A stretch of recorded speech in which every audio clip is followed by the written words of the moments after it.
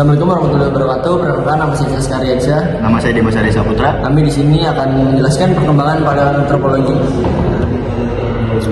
Jadi, paleoantropologi adalah ilmu yang mempelajari asal-usul perkembangan manusia dengan fosil purba sebagai objek penelitiannya dan merupakan salah satu dari cabang ilmu biologi dan antropologi. Paleoantropologi berasal dari bahasa Yunani yang berartikan paleos, yang berartikan tua atau kuno. Ya, ada antropos juga yang berartikan manusia, pemamarakan manusia, dan logia yang berartikan ilmu, yang merupakan kombinasi dari disiplin ilmu paleoantropologi dan antropologi ragawi. Merupakan sebuah ilmu yang mempelajari manusia pada masa lalu yang ditemukan dalam bentuk fosil homonoid seperti tulang dan tapak kaki yang mengalami petrifikasi. Nah, sejarah dari paleoantropologi adalah sejak masa Carl Linnaeus, kera akbar dianggap sebagai relasi paling tidak jauh dengan manusia. Berdasarkan kesesuaian morfologi pada abad 19, diasumsikan bahwa simpanse dan gorila adalah kerabat terdekat manusia, dan dari kesamaannya diperkirakan bahwa manusia memiliki nenek moyang yang sama dengan kera Afrika, sehingga fosilnya kemungkinan besar dapat ditemukan di Afrika.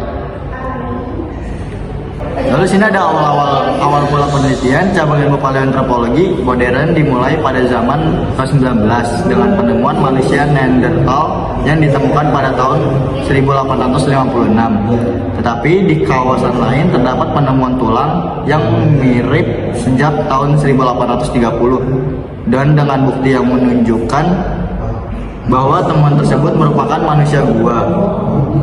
Ide bahwa manusia memiliki kemiripan dengan kera akbar telah benar pada beberapa orang sejak lama. Tetapi ide mengenai evolusi biologi mengenai spesies secara umum tak diakui sampai setelah Charles Darwin mempublikasikan On the Origin of Species pada tahun 1859.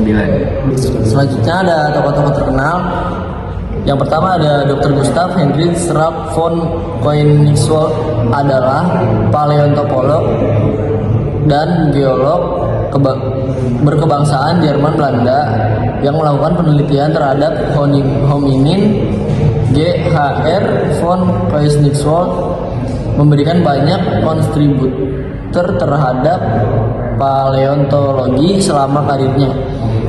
Penemuannya dan penelitiannya mengenai fosil manusia purba di Jawa dan penelitiannya mengenai fosil penting lainnya di Asia Tenggara memberinya reputasi sebagai salah satu figur paleoantropologi terpenting abad ke-20. Yang kedua ada Johann Carl Fuchsrott.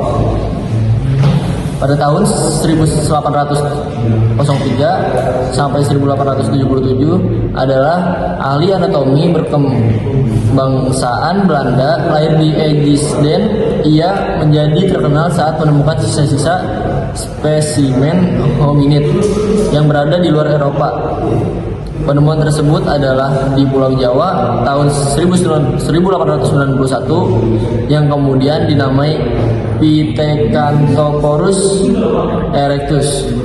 Yang ketiga ada Robert Ardrey.